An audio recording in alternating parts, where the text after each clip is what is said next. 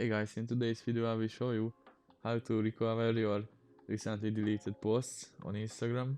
This both works with Reels and normal posts. So let me jump to my profile, and now let me just show you an example. Let me click on this post, hit the three dots, hit delete again. Let's go back to our profile, and now in the top right corner let's hit the three lines.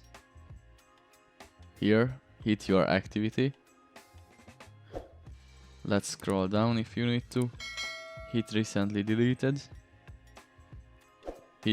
Tap on the picture which you want to recover. Hit the three dots. In the upper right corner, hit restore. Hit restore again.